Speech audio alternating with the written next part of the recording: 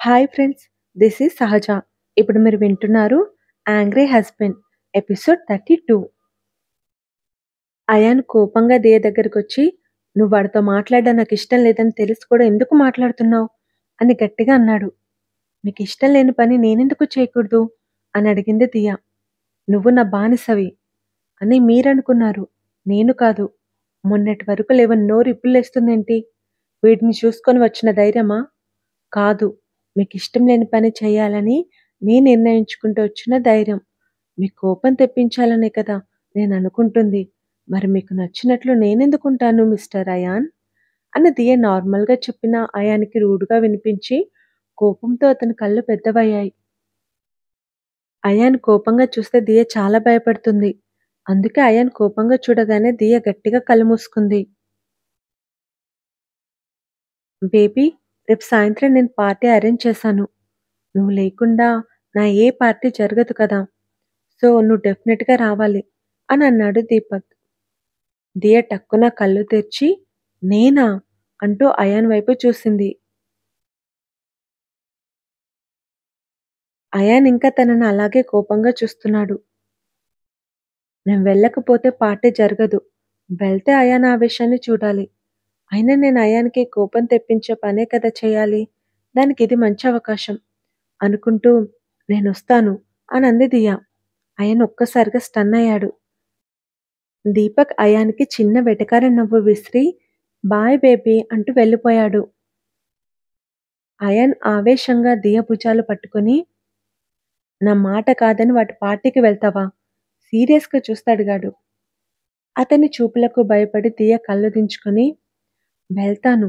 ఖచ్చితంగా వెళ్తాను అనంది. నువ్వెలా వెళ్తావో నేను చూస్తాను అంటూ విసురుగా ఆమె భుజాలను వదిలేసి లోపలికి వెళ్ళిపోయాడు అయాన్. అసలైతే నేను సెలబ్రేట్ చేయాల్సిన పార్టీ ఇది. ఆ అవకాశం లేకపోగా పార్టీకి వెళ్ళడానికి కూడా అబ్జెక్షన్స్. ఈ పెళ్లి నా సంతోషాల్ని నాశనం చేసింది అని చాలా బాధగా అనుకుంది దియ. బాధపడుతూ కూర్చోకు దియ. ఈ జైలు నుండి ఎలా వెళ్ళిపోవాలో ఆలోచించు. ఒక పని చెయ్యి. అయాన్ ఫేవరెట్ డ్రెస్‌ని ఈరోజు తగలబెట్టేసేయ్. అయాన్‌కి కోపం వచ్చి ఈరోజు నిన్ను ఈ జైలు నుండి రిలీజ్ చేయొచ్చు అనుకుని వెంటనే రూమ్‌లోకి వెళ్ళింది. అయాన్ రూమ్‌లో లేకపోవడంతో థాంక్ గాడ్ అనుకుంటూ వార్డ్రోబ్ తెరిచింది. ఇన్ని డ్రెస్‌లలో ఏది అతని ఫేవరెట్ డ్రెస్ అని ఆలోచించగా ఒకసారి అయాన్ ఒక డ్రెస్‌ని ప్రేమగా తడమడం గుర్తుకొచ్చింది. వెంటనే దియ ఆ డ్రెస్ తీసుకొని అగ్గిపెట్టె పట్టుకొని బాల్కనీలోకొచ్చింది. డ్రెస్‌ని కింద పడేసి వణుకుతున్న చేతులతో అగ్గిపుల్లను బయటికి తీసి పుల్ల వెలిగించకుండా అలాగే నిల్చుంది. ఆమె మనసు అస్సలు ఒప్పుకోవట్లేదు. మనసుకు విరుద్ధంగా చేయాల్సిన టైం అని సర్ది చెప్పుకొని పుల్ల వెలిగించబోయి ఆగిపోయింది. ఒకరి ఇష్టాన్ని కాల్చేయడం దియ వల్ల కావట్లేదు. ఎన్నిసార్లు ట్రై చేసినా తను కనీసం పుల్లనే వెలిగించలేకపోయింది. కాల్చడం అటుంచితే. నువ్వు కాల్చలేవు కానీ అనవసరంగా స్ట్రగుల్ అవ్వకు. అయాన్ గొంతు వినిపించి అటువైపు చూసింది దియ. బాల్కనీ డోర్ దగ్గర చేతులు కట్టుకొని నిల్చొనున్నాడు అయాన్. దియ భయపడిపోయింది. అయాన్ దియ ముందుకొచ్చి, యూ కాంట్ హర్ట్ ఎనీవన్. అది నువ్వు కావాలనుకున్నా చేయలేవు. అదే నీ వ్యక్తిత్వం అని చెప్పాడు. దియ ఆశ్చర్యపోయి, ఏమన్నారు? అని అడిగింది. You can't hurt anyone repeat చేశాడు అయాన్. అంటే నేను మీ పెళ్లి ఆపలేదని మీరు నమ్ముతున్నారా? అని సంతోషంగా అడిగింది దియ. ఎవరు చెప్పారు నమ్ముతున్నానని? I can't hurt anyone. ఇది నా వ్యక్తిత్వం అన్నారు కదా! అంటే మీరు నన్ను నమ్ముతున్నారు. మరెందుకు అయాన్ నన్ను మా ఇంటికి పంపించట్లేదు? అని బాధగా అడిగింది దియ. కాల్చడానికి స్ట్రగుల్ అవుతున్నావని అన్నానంతే. నేనేదో ఊరికే అన్నాను. నువ్వు సీరియస్‌గా తీసుకోకు అని చెప్పి తప్పించుకున్నాడు అయాన్.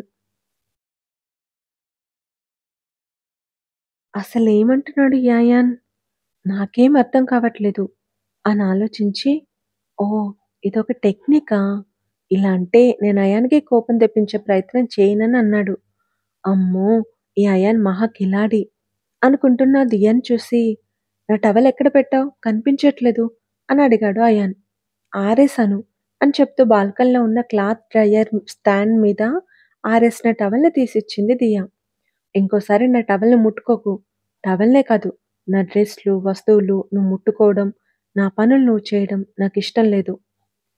అండర్‌స్టాండ్" అని కావాలనే కోపం నటిస్తూ అన్నాడు. తను వద్దన్న పని దియ చేస్తుందని.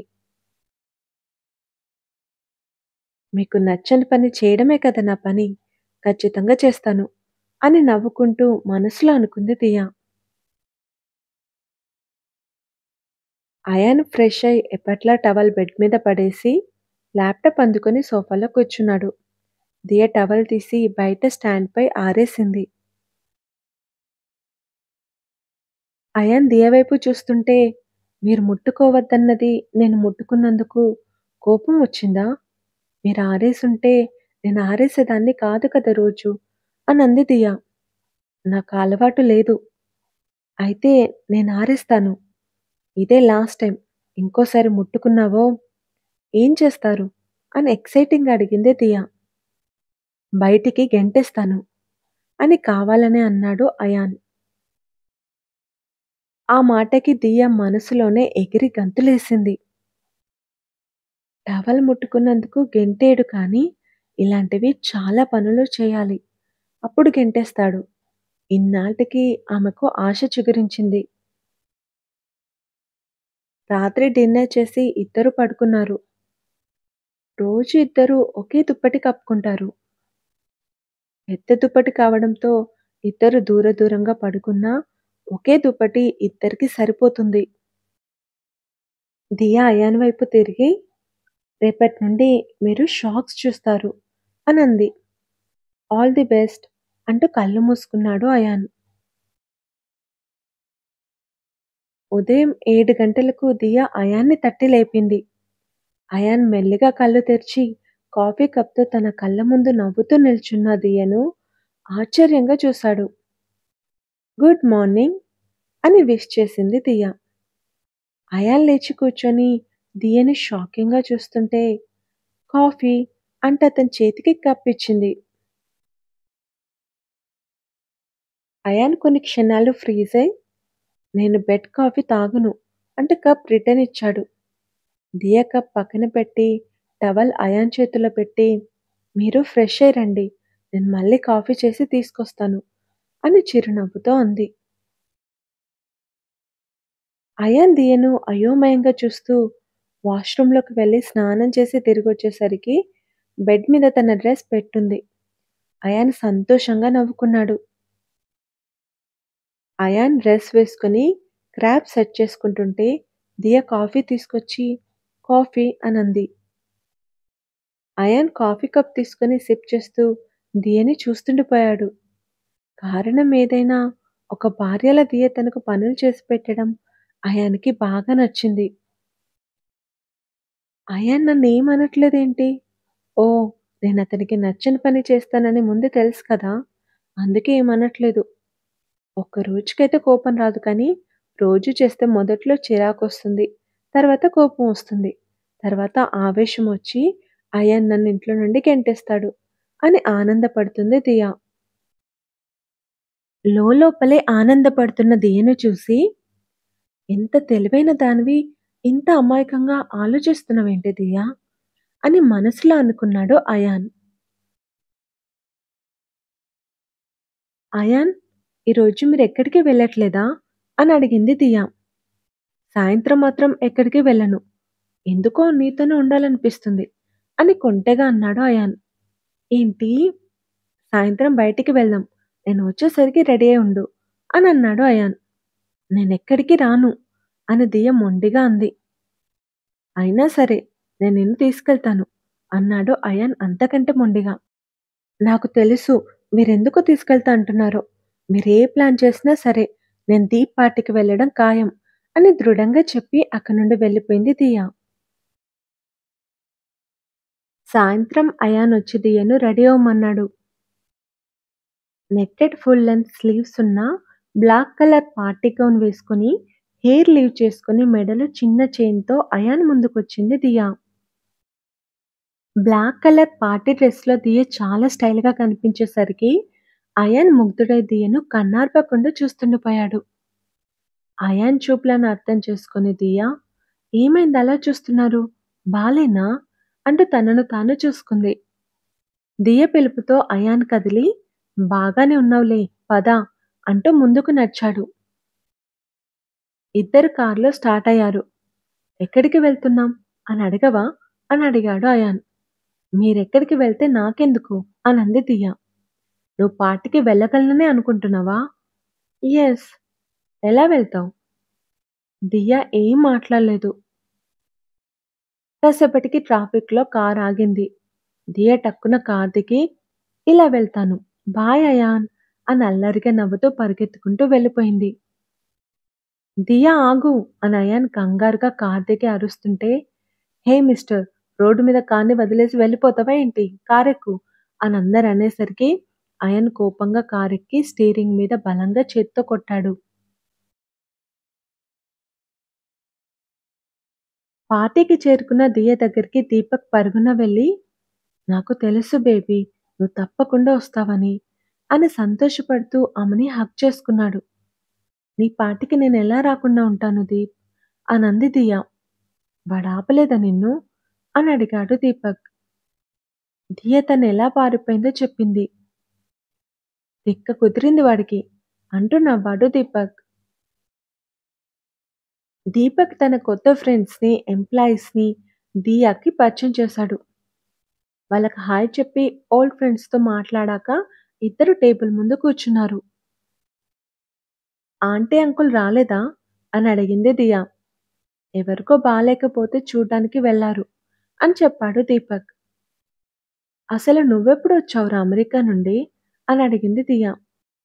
"మొన్న టెండర్ వేసే రోజే వచ్చాను" అని చెప్పాడు దీపక్. "అమెరికాలో ఉండే ఇక్కడ కంపెనీ స్టార్ట్ చేశావు. ఒక ప్రాజెక్ట్ కంప్లీట్ కానిది ఇండియాకి అలో లేదని 2 నెలల్లో ప్రాజెక్ట్ కంప్లీట్ చేసి వస్తానని చెప్పి నువ్వు అక్కడే ఉండి నీ ఫ్రెండ్స్ దగ్గర కంపెనీని రన్ చేపించావు. ఇప్పుడు నెలలోనే వచ్చేసావు. ఎందుకు?" అని అడిగింది దియా. "ఎందుకో నీకు తెలీదా?" దియను సూటిగా చూస్తూ అడిగాడు దీపక్. 2 నెలల్లో కంప్లీట్ అవ్వాల్సిన ప్రాజెక్ట్‌ని నెలలోనే కంప్లీట్ చేశావంటే టైంకి తిండి నిద్ర లేకుండా ఎంత కష్టపడ్డావో అని దియ బాధగా అంటుంటే, "నీకంటే నాకేది ఇంపార్టెంట్ కాదు బేబీ" అని అన్నాడు దీపక్. "అసలు మమ్మీ, డ్యాడీ ఎందుకు చెప్పారు నీకు?" "వాళ్ళేం చెప్పలేదు. ఎంత బ్రతిమలాడినా చెప్పలేదు. జాబ్ మీద అక్కడికి వెళ్ళావని, ఇక్కడికి వెళ్ళావని, నీ ఫోన్ పాడైందని ఏదేదో చెప్పి నిజం దాచారు. అయినా వాళ్ళు చెప్తేనే తెలియాలా నాకు? ఫోన్ పాడైతే ఇంకే ఫోన్లు లేవా? రోజుకొక్కసారైనా నాతో మాట్లాడకుండా నువ్వు ఉండలేవు. నేను ఉండలేను. మరెందుకు నువ్వు నాకు ఫోన్ చేయలేదు? నీకేదో జరిగిందని నా మనసుకు తెలుస్తూనే ఉంది బేబీ. వెంటనే నీ ముందు ప్రత్యక్షం అవ్వాలనిపించింది. ప్రాజెక్ట్ కంప్లీట్ కాంది నేనెక్కడికి వెళ్ళే అలో లేదు. అందుకే రాత్రింబవళ్ళు కష్టపడి పనిని త్వరగా కంప్లీట్ చేసి వచ్చేసాను. నీ పెళ్లి జరిగినట్లు నీకు చెప్పే అవకాశం లేదు. మరంతకుముందు జరిగినవి చెప్పావా? అంకుల్‌కి యాక్సిడెంట్ అయినట్లు చెప్పలేదు. స్మిత దగ్గర డబ్బులు తీసుకొని డీల్ కుదుర్చుకున్నట్లు చెప్పలేదు. అసలు నువ్వు పెళ్లాపడానికి వెళ్ళినట్లు కూడా చెప్పలేదు. అది కూడా ఓకే. అసలు నన్నెందుకురా నువ్వు డబ్బులు అడగలేదు? మొదటిసారి నీ మీద నాకు చాలా కోపం వచ్చింది బేబీ. ఎందుకురా నన్ను అడగలేదు? అని బాధగా అడిగాడు దీపక్. నీ దగ్గర డబ్బులున్నాయని అడగాలా? కంపెనీ పెట్టడానికి ల్యాండ్ అమ్మేశావు. ఆ డబ్బులు సరిపోక చాలా అప్పులు చేశావు. ఇంకా అప్పులు రాక ఇల్లు కూడా తాకట్టు పెట్టాల్సొచ్చింది. ఒకవేళ నేను నిన్ను డబ్బులడిగితే నువ్వేం చేసేవాడివి దీప్? అని అడిగింది దియా. కంపెనీ అమ్మేసేవాణ్ణి. అందుకే చెప్పలేదు. నాకంటే నీకు నీ డ్రీమ్ కూడా ఇంపార్టెంట్ కాదని నాకు తెలుసురా. అందుకే నీతో నేనేం చెప్పలేదు అని అంది దియా. అందుకే నాకు నీ మీద కోపం వచ్చింది.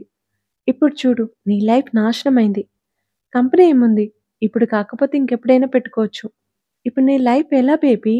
అని ఆవేదనగా అన్నాడు దీపక్. సరే వదిలేసేయ్ అనంది దియా. ఎలా వదిలేయాలిరా? అని దీపక్ అంటుంటే, come on guys, let's do the dance. Deepak, Diya, come here అని మైక్‌లో చెప్పడంతో దీపక్, దియా అక్కడికి వెళ్లి నిల్చున్నారు. దీపక్, నువ్వే స్టార్ట్ చెయ్యి అన్నారు. దీపక్ దియ చేయి పట్టుకోబోతుంటే, మెరుపులా ఆమె చేయి పట్టుకొని తన మీదికి లాక్కొని దియ కళ్ళలోకి చూశాడు అయాన్.